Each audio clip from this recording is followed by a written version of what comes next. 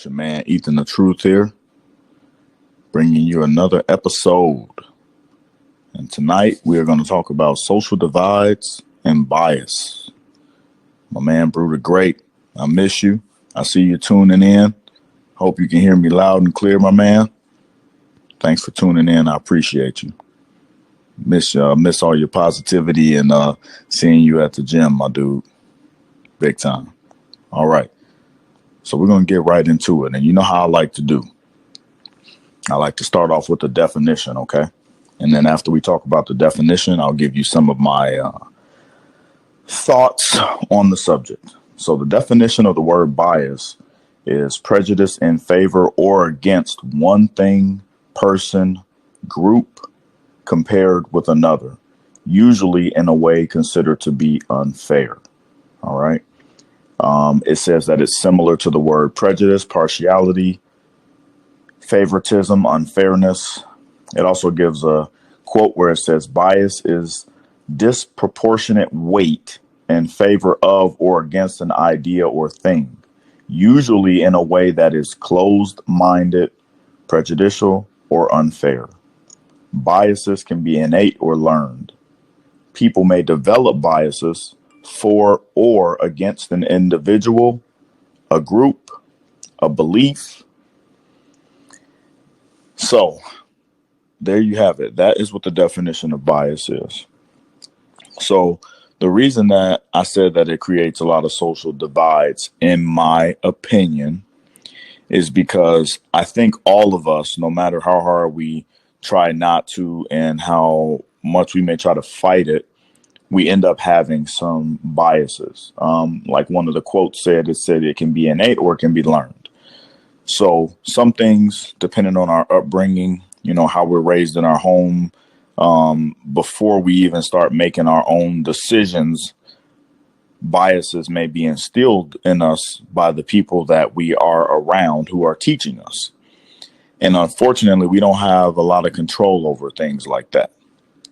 Now, as an adult, we do have the mental capacity to start deciding our biases. However, keep in mind, if it was something that was instilled or drilled into you as a child, it may be very hard to fight as you're coming up. So I want to talk about different situations. So let's talk about bias in this world that we live in as far as some of the uncomfortable things. When you talk about religion, political beliefs, or sexual preferences, whether you want to like it or not, there's always going to be biases in one way or another. Okay. Now, the thing to keep in mind is you have to remember that as humans, we all have free choice and free will. So whether you have a bias to someone's religion, sexual preference, or political belief doesn't make much of a difference, because you have to go back to the fact that as an individual, as a human being, we all have the right to our own choices and free will. You have to understand that as a human being.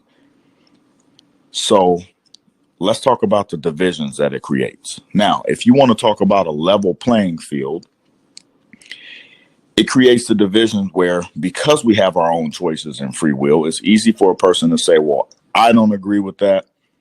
I don't like that. I don't like Democrats. I don't like Republicans. I don't like homosexuals. I don't like straight people. I don't like your religion. I don't like atheists.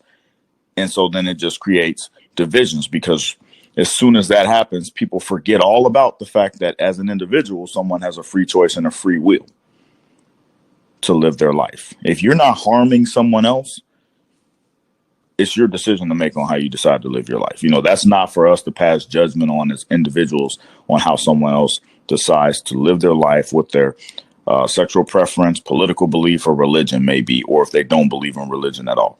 That's not for us to make judgment on.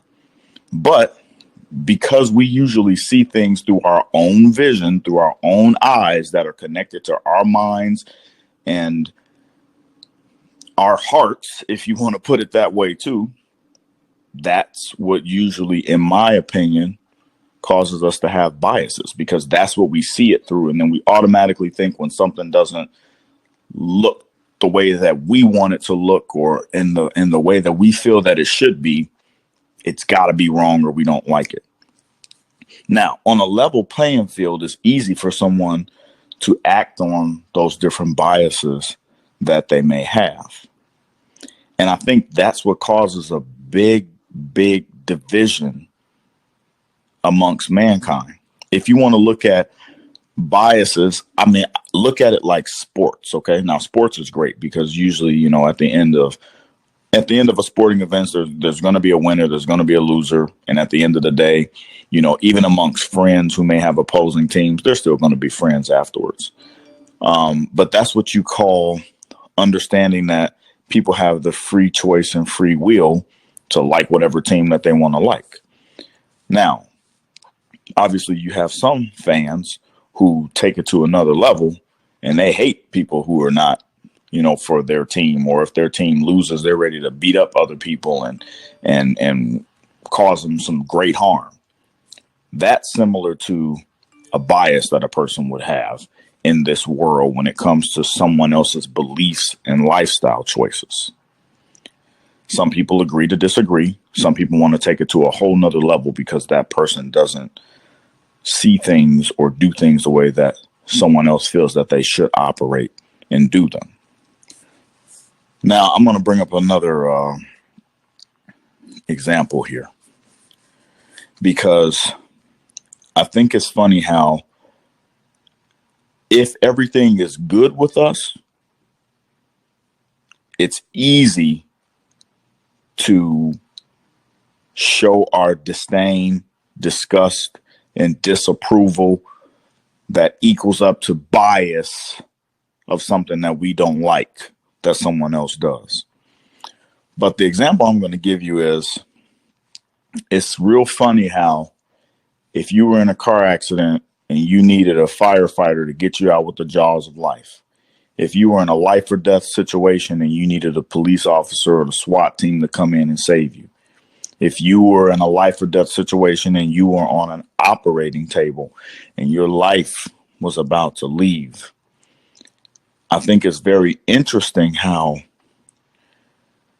no matter what a person's sexual preference may be that has to save you, no matter what their political belief may be, no matter what their religious belief may be, no matter what their age is, no matter what their gender is, we usually are accepting of that help.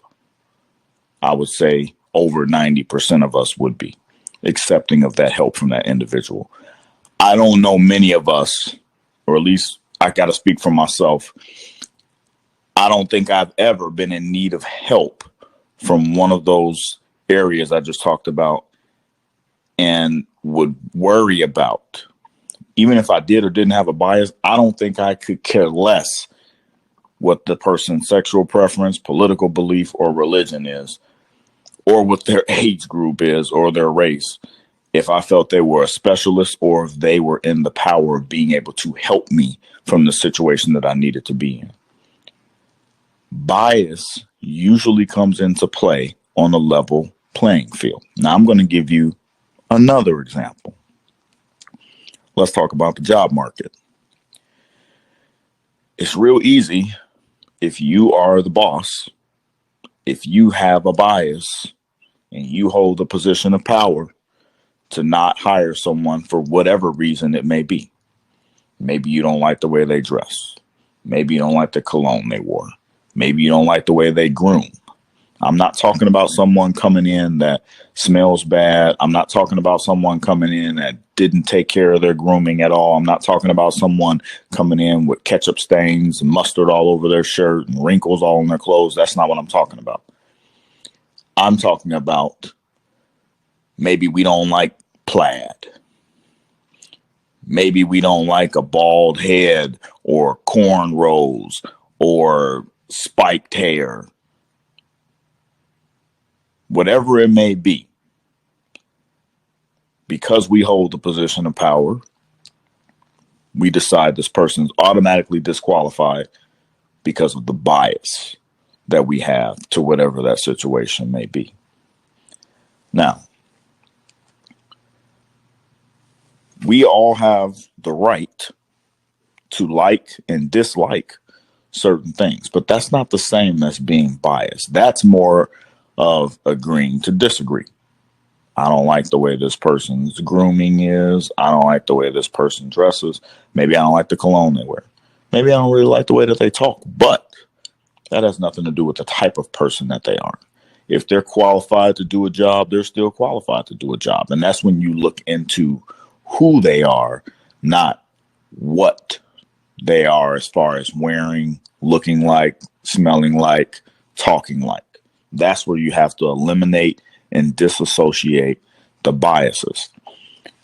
Like I said, on an even playing field, it's not really too big of a deal. But when you talk about a playing field that's not even, that's where you get into a situation where it could come into play, and it could not be in the benefit, obviously, of the person that the bias is going to be against. So that's when we have to ask ourselves, what are my biases? You have to have an honest conversation with yourself, because I don't think any of us, I mean, maybe some of us don't, but I don't think any of us really don't have a bias to something. I mean, I think because we all have things that are instilled upon us by the people who raise us and educate us on how life is supposed to be lived before we are adults to make our own decisions. We may not even realize it.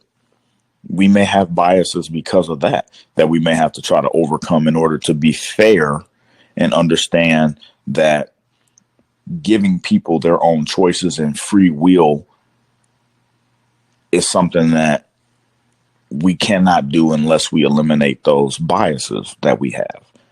That's the only way to bring down walls, take out dividers, and make sure that everything is even and fair.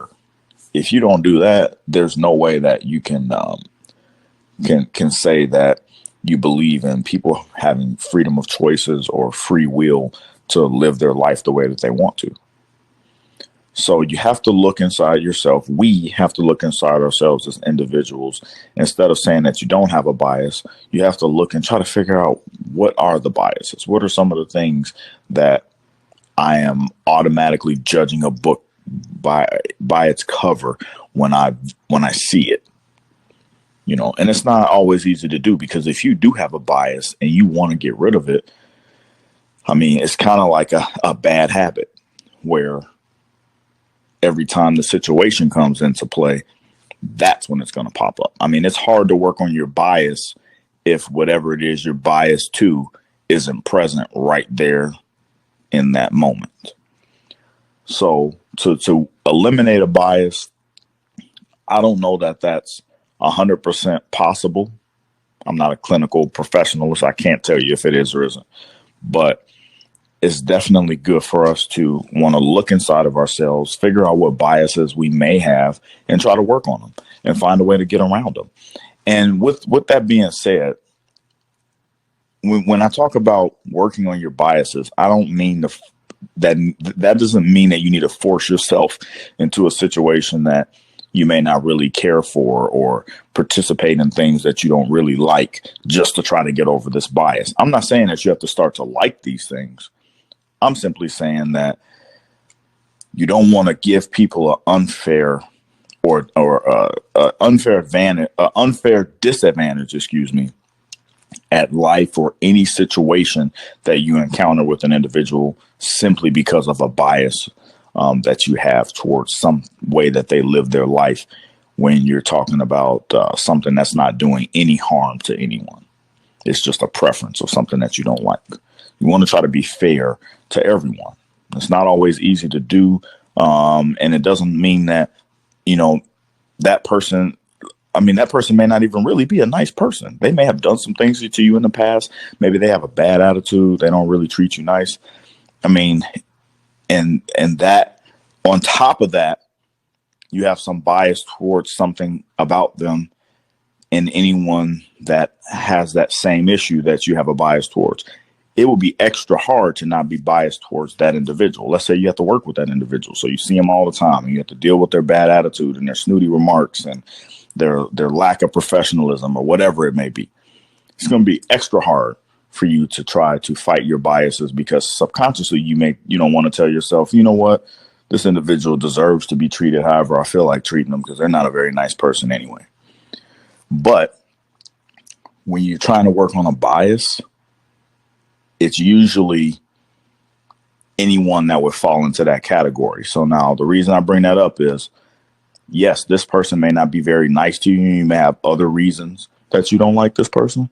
But when you end up having a bias towards someone else who maybe they don't act this way or do other things that are unprofessional at work, or, make snooty comments or treat you bad, then it's still going to be just as hard for you to try to fight that bias that you have at that time. So you want to try to be fair to everyone, and remember, free will, free choices. And when, people aren't harming anyone else, they really have the right to do and live their life the way that they want to. It's not for us to judge when they're doing that. So, Nunu, I see you there. Thank you for tuning in. I appreciate that. Let me see. Was there Latte? I appreciate you chiming in. I see you there. Thank you. Thank you. Thank you. Appreciate your support as always.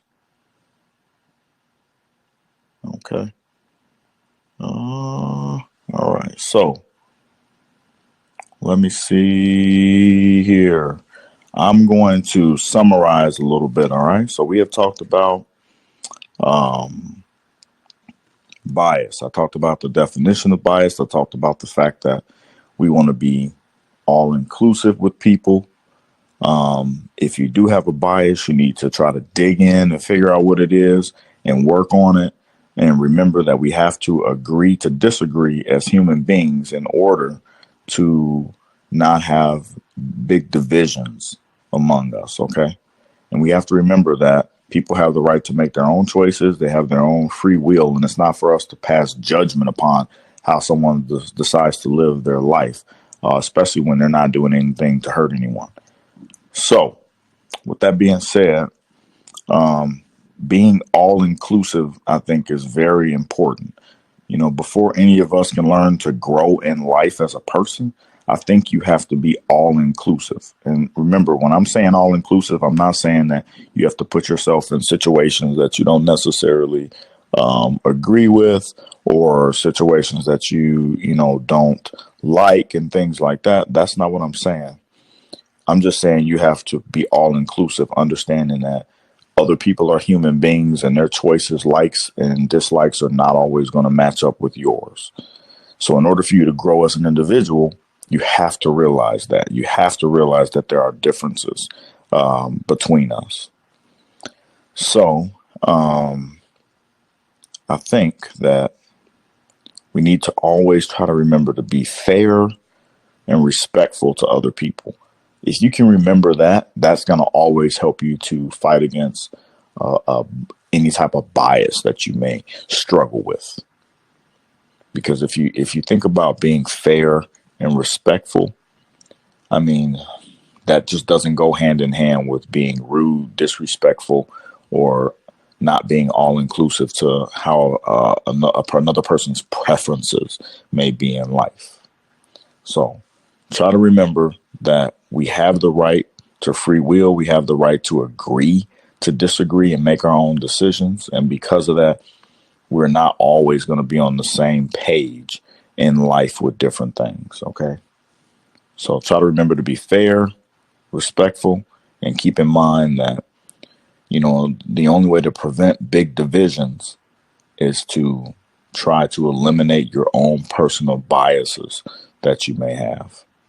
And it's something that we all have to try to work on. It's not something that'll be easy, but it's definitely something that's worth trying to do if we want to try to be great in life. Queen of the South, I appreciate you. I see you chiming in. Thank you. Thank you. I appreciate it. All right. Well, thank you, everyone, for tuning in. I hope everyone had a wonderful Sunday. And as always, try to make good choices, try to make good decisions, and try to be the greatest version of you that you can be. Peace.